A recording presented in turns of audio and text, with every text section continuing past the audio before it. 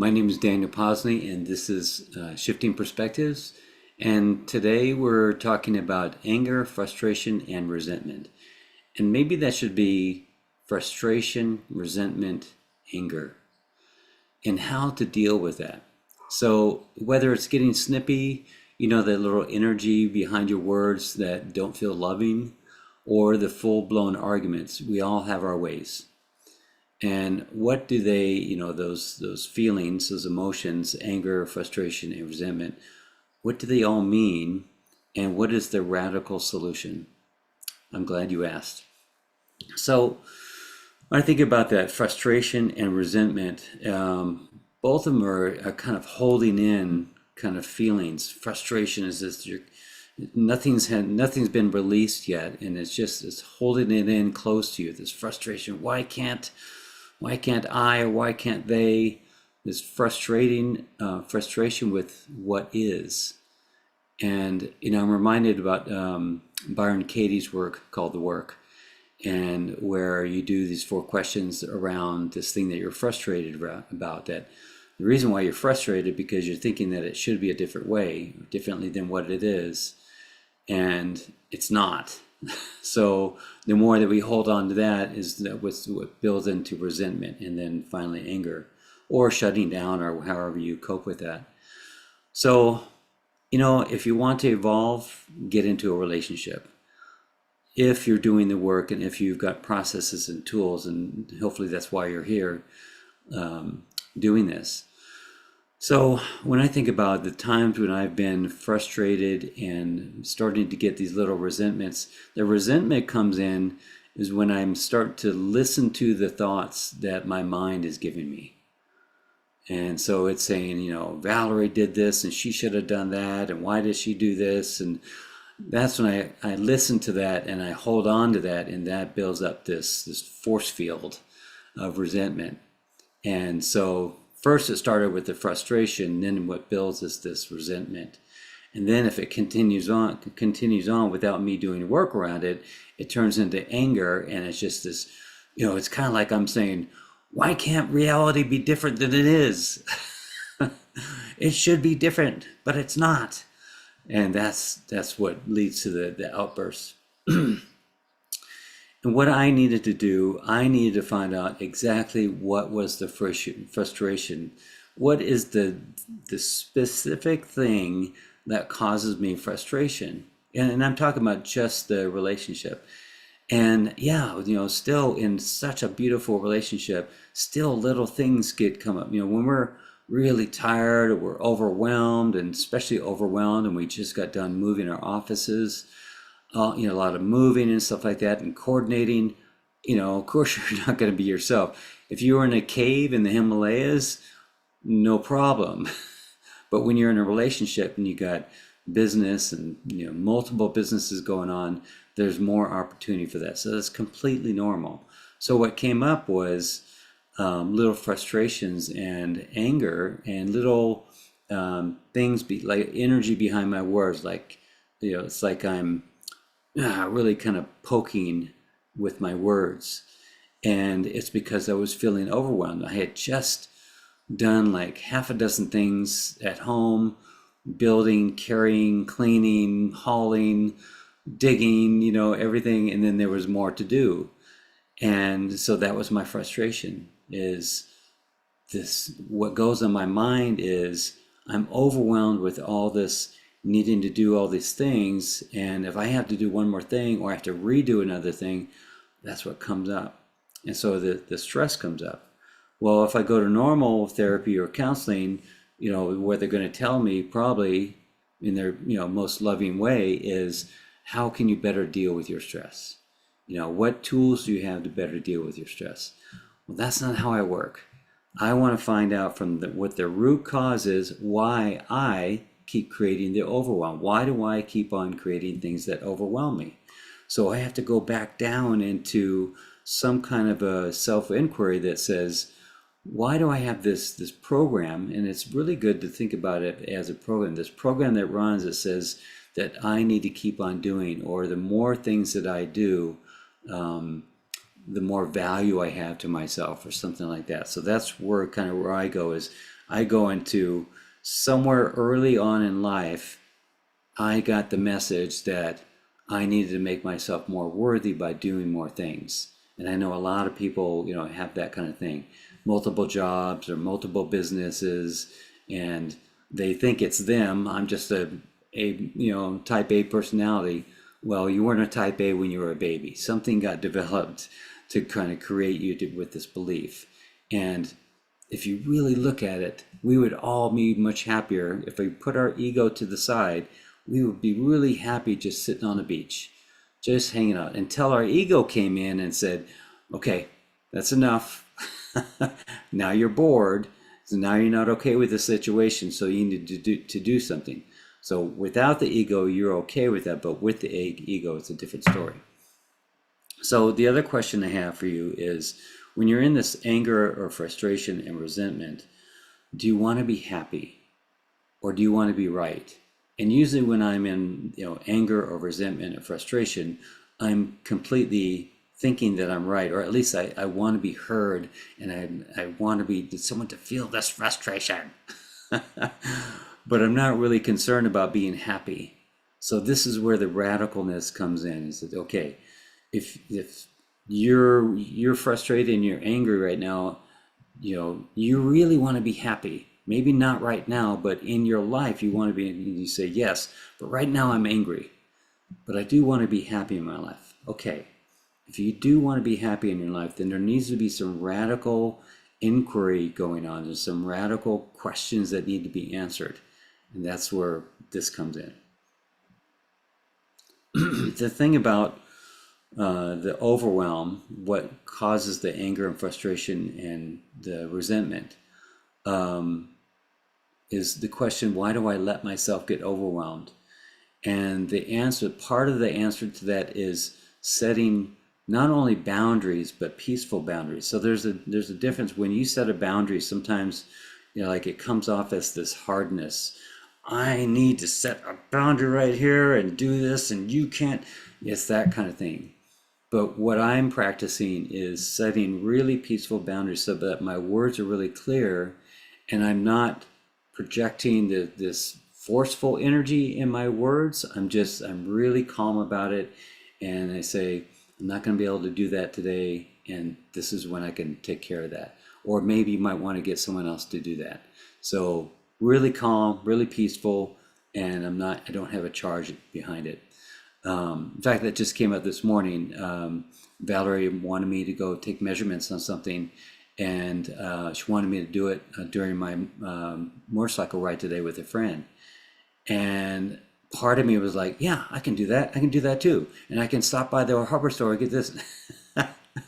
That's my test. That's my process. So I said, no, I'm not going to be able to do it during the ride, but I can definitely do it the next day or by this certain time. And she's like, oh, cool. So, you can have this third option there. Just, it doesn't have to be this, why do you always... So here's another question. Are they inviting you to grow beyond your known self? Yes. That's the reason for the frustration is, now this is radical. If you think about the person as your angel helping you to evolve beyond what you know yourself to be, that's radical, because the mind says that's a bunch of bullshit. That's some spiritual bypass or something. But this is the way that energy works. Maybe not the way that society works, but this is the way that energy works. It always wants to expand. Love always wants to expand. And this is love in this way of expansion, of growing. And we do want to evolve. We do want to grow beyond our own known self. And people will stir in us. And the word that people use in this is they'll reflect back to us. They'll mirror back to us certain things about ourselves that we don't love, or that need certain adjustment, growth, or balance, or whatever the thing is. And for me, what really is a better metaphor for that is the magnifying glass. When you're a kid and you're burning a dry leaf with the sun, so the sun is the big thing being reflected to you. This person is showing up this way, and it's focusing in on you and triggering you to look at this tiny little aspect of you that you also have that thing going on. It's not as big as the sun, but it is definitely being burnt brightly. I love this metaphor because it's like I can get it in my mind that intensity has gotten so hot that it's starting to burn that leaf. And so what's showing up in you is that tiny little thing. That's a tiny little thing to work on, but it's the source of it. The reflection to you is the sun. This is the other person, is what I'm trying to say. The other thing I want to say something about is a little bit of the Rastafari. Their belief is that they don't use words like we and they and him and and those people kind of thing. They use I and I. And I love that because it's like I and another reflection of me, or another, it's another person. Like someone else would say, how do you treat other people? And the answer is, there are no others. It's just I and I. So put that into the equation of this person that's causing you frustration and resentment and anger is a reflection of you. It's another I. Wow. So that's radical. That's something that the mind, it just jumbles the mind. And that's what we want to do. We want to kind of radicalize this a little bit so the mind doesn't have a retort, doesn't have something that it goes right to. Like you could say, let's just go to love, okay? A reality has been created from years of belief within you, starting from childhood. This person that's causing you this upset, this person is not the cause of your frustration. They're only an indicator of unhealed, unintegrated trauma or perceived trauma.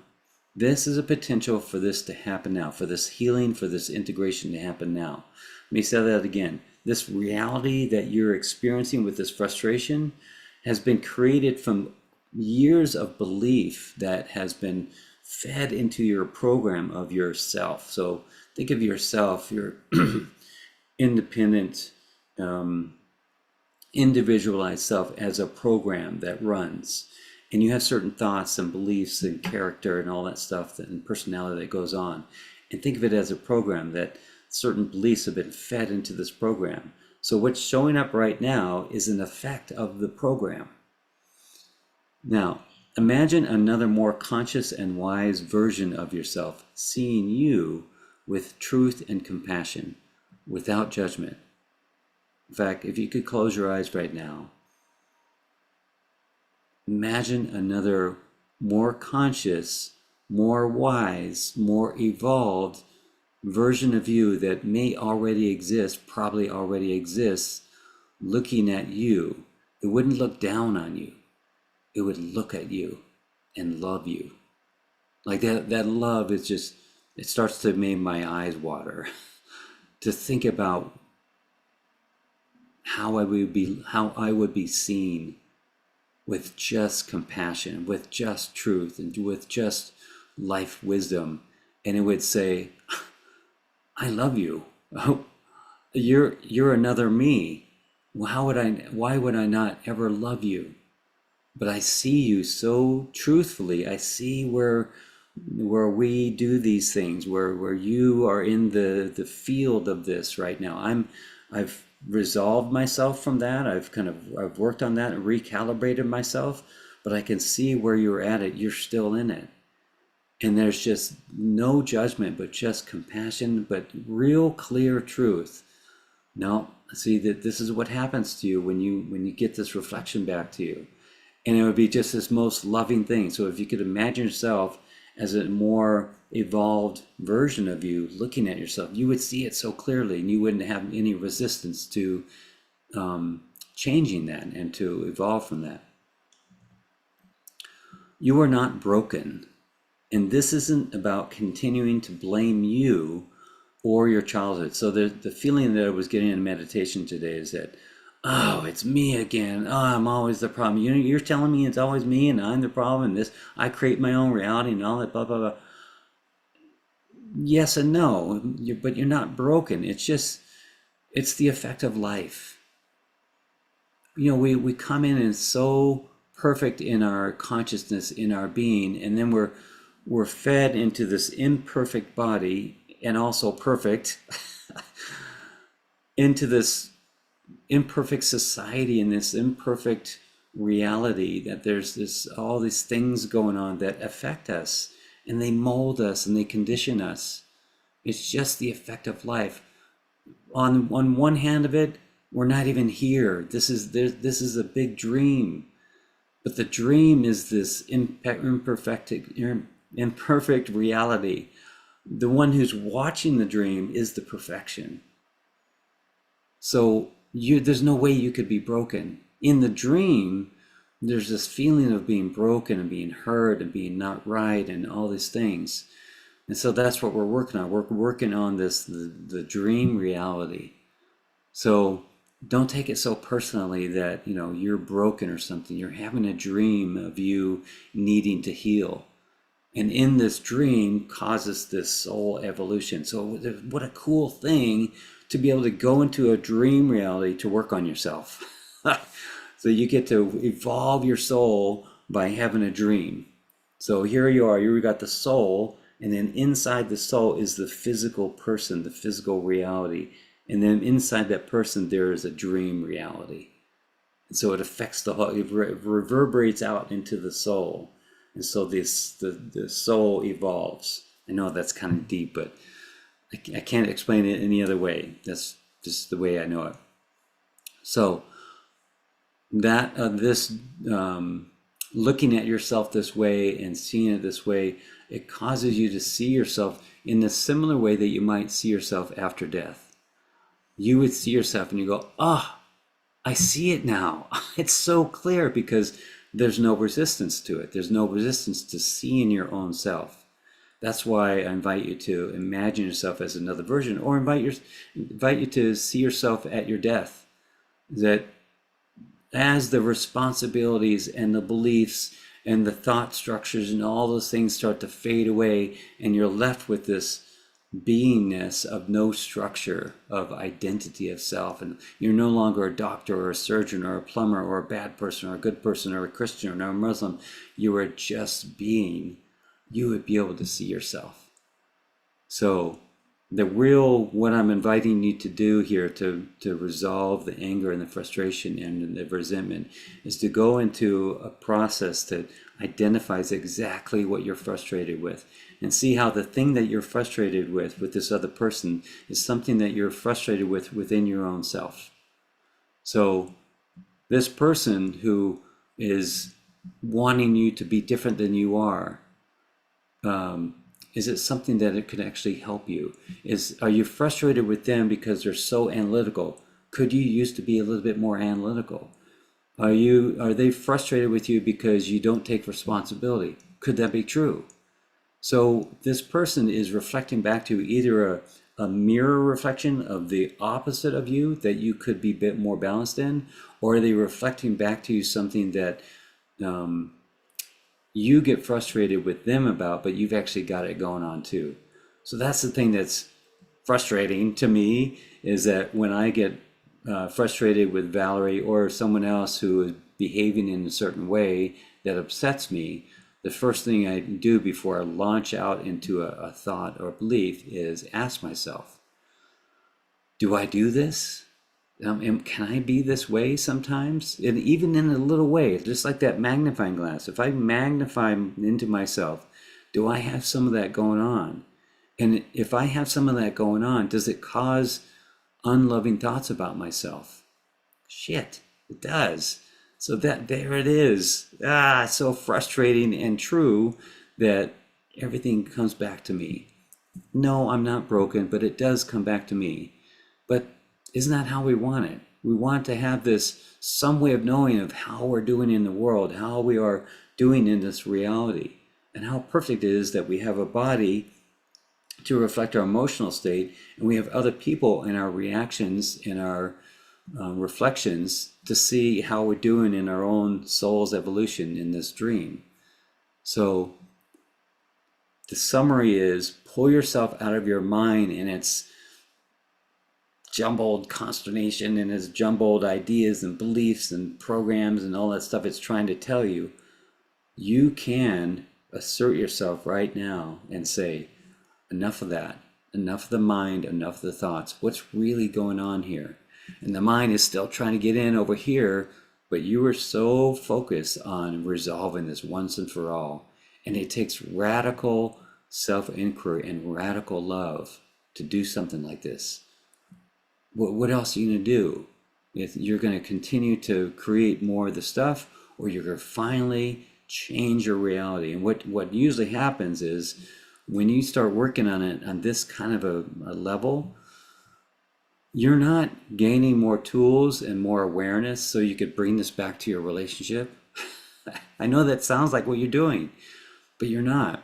You're getting more awareness and more inquiry about this to see what the truth is so that you change your consciousness into another reality, another field of consciousness. You were here, you were down here in this field of this frequency of consciousness.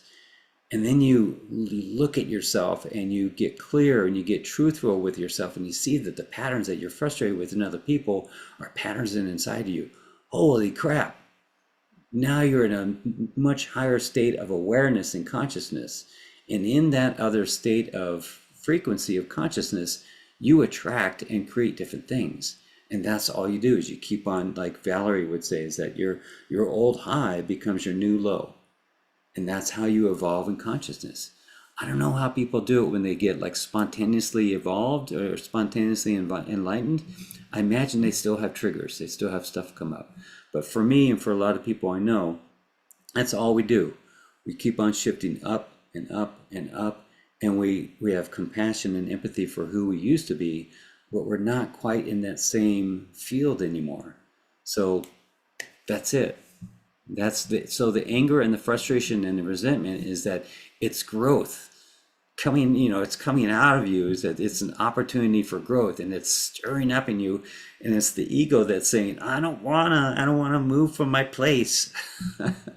But your heart, the truth of who you are says, let's do it.